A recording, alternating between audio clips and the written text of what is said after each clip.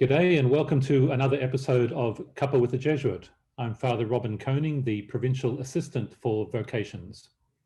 I'm Julian Butler, a Jesuit in formation, and Father Robin and I are joined today by Father Justin Glyn. Father Justin, welcome.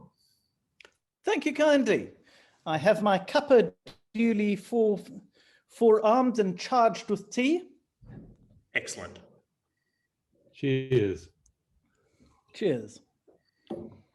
Justin, just at the start, some of our viewers may be fascinated by those rather interesting spectacles you're wearing and maybe wondering why you're wearing those interesting spectacles. Would you like to say something about that? Absolutely. The telescopes give me a little bit of vision in a very small area because since birth I've had a number of eye issues. Well, they're actually more brain issues, but they do mean that the world has been a fuzzy blur since forever. So the telescopes inflate the fuzzy blur and give me a very small field of vision in a very small area, because otherwise everything is basically a bit of a mush visually. Father Justin, that experience that you've had, as you say, since birth of sight difficulties, what's that meant for your ministry as a Jesuit, both to individuals in pastoral context, but also to interests in writing and in academic work? Well, it's a very interesting point, and I think it's not. I think what's happened is that, for me, unlike the experience of many people who gain a disability as they go on in life, mine has been an experience of having it from birth.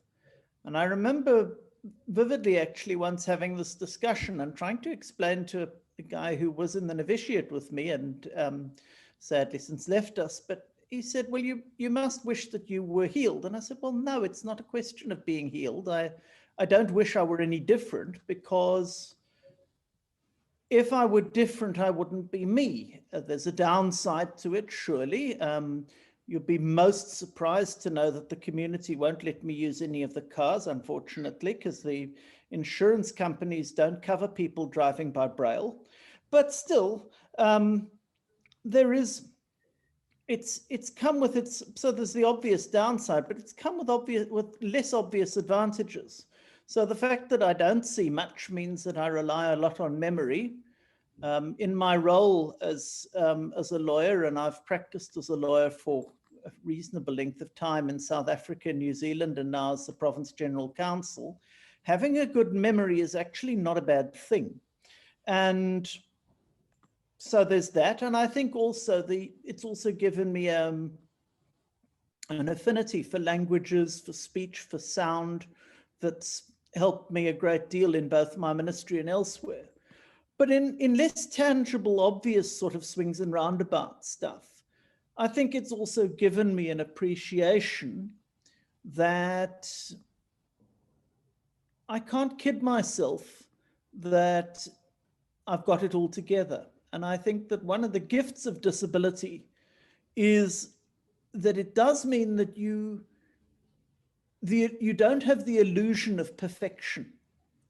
You're aware that you're a limited person, and that what goes with that is that I mean, in a sense, everybody is, but it becomes an ever-present awareness. And so I think in a way it helps me realize what it means to work off the back foot. And so I've always had an interest in people who for some reason don't fit in and who don't conform to what society's expectations of what the perfect body, what the good life looks like. And so I've found that in a sense, I found that very pastorally helpful.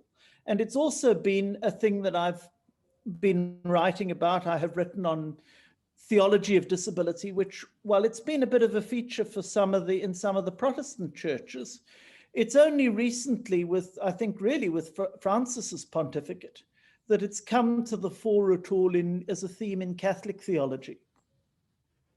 Justin, you mentioned there your journey that you have practiced as a lawyer in South Africa and New Zealand and Australia. And somehow in that journey of studying and working in the law, you felt drawn to the society. Could you share something of that vocation journey with us? Well, actually, in some ways, it started off from a very similar place. I've always found, I remember being told right from when I was 7, when I didn't know it, somebody said to me, a teacher said that basically you're going to be a lawyer or a priest. So I think I flipped them by becoming both. And I didn't believe them at the time, but of course it was right. But there was, I think, I'd always seen in the, well, I've always had an interest in the law, as because it's always been about how does society do justice? And I think initially my being drawn to religion and faith worked like that as well, that there was a sense that actually somehow justice mirrors something else. And that behind that, behind the justice that one tries to do imperfectly in the world, there is also the sense that it's actually trying to achieve something that's beyond itself. And I think that's one of the things that drew me very closely to the idea of religious vocation, because the question is, if people desire to do justice, what is it that drives them to do that? And what is that perfect justice that they're mirroring? And that was very much something that stayed with me as a young man and as somebody who was initially drawn to vocation. But it so happened that when I was in my last year of school, I actually went to a number of religious orders, because there was the sense that law and the priesthood were complementary. And a very wise Marian Hill father in Pinetown basically said, in South Africa, basically said, you really can't give up the world until you know something about it. Go off and get a real job, and then we can talk. I didn't like the advice at the time, but I think it was very sound. And so after a couple of years of practice of law in South Africa and about 10 years of practice of law in New Zealand, that feeling very much came back. I finished my doctorate, which also explored questions of justice, particularly in the immigration and administrative law context. And then I looked to join the society. And in the meantime, I'd been drawn to the society by other threads as well. I'd discovered the poetry of Gerard Manley Hopkins. I had discovered the writings on faith and archaeology and the attempts to bring the faith and science together of Teilhard de Chardin. And I'd also therefore been led by that to do a bit of writing in the Jesuits. And the sense that I got of the Jesuits as people who see God in all things. So the idea that you don't actually have to be a priest secluded from the world to do good, but in fact that your priesthood can inform all the other things that you do, including things, whether it be law or accountancy or medicine or anything else, was something I found deeply exciting and drew me, because it drew that sense of the internal and external sense of justice together. And then when I joined the society, I think my vocation grew deeper still, because I did the spiritual exercises and discovered that not only was there this abstract sense of justice that made concrete, but also that became integrated too with a deeper sense of a lived relationship with the God who calls us and in whose steps we walk in the exercises. Father Justin, there's something there about a deeper tug and a sense of feeling that sense of justice. Has that happened for you since joining in unexpected ways? Have you been surprised by things that you've been asked to do and opportunities that you've had? Oh, hugely. Then one of the things that surprised me a lot was canon law. When I was asked to join the society, or when I was interviewing to join the society, Frank Brennan asked me, or we were talking about the law, and I was very interested in the law and its application. I was and still am interested in refugee law and justice in that particular area. But Frank said, "Oh, have you ever thought of canon law?" And I said, "No, not really. It wasn't something that had occurred to me, and it wasn't something that particularly excited me." But when I was doing my theology in Melbourne, we had a phenomenal lecturer who was, in fact, my predecessor in one of the roles I'm doing at the moment, which was basically canon lawyer to the province, Jeff King. And he came at it, he wasn't a lawyer at all, he was a medievalist, but he came at canon law from a perspective of being able to see how these rules had developed in the society at the time and make them come alive. And so I then thought, this actually might be something that I could do and do well. And it might well be a locus, another place in which justice, or where I could have a go at emulating the justice that I saw in the Christ that I followed in the exercises. And that was a surprise to me, because canon law, as I say, had not really featured on my radar at all. Although, as I went on, I discovered that actually I was quite well suited to it, because I practiced law in South Africa, which was a hybrid European law, common law system. And the canon law, of course, draws very strongly on European legal traditions, the Roman law tradition. So I found that when I did actually get to start studying canon law, I was very much in a box seat to do that.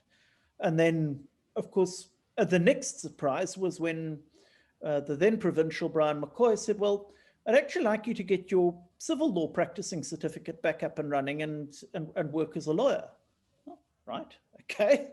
So I did that, and actually I found that it's been a real joy to be able to integrate both the canonical and civil law traditions. Father Justin, that experience of canon law and of civil law too has led into something that you do at the moment, which is teaching at Catholic Theological College. Teaching is such a Jesuit occupation in a way, both at school and at tertiary levels.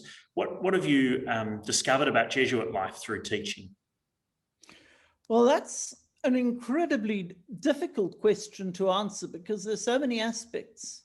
I think on the one hand, yes, it's very Jesuit, because you are having to draw, you're not putting knowledge out there so much as you're drawing people into a relationship which then allows you to help them build their own knowledge base.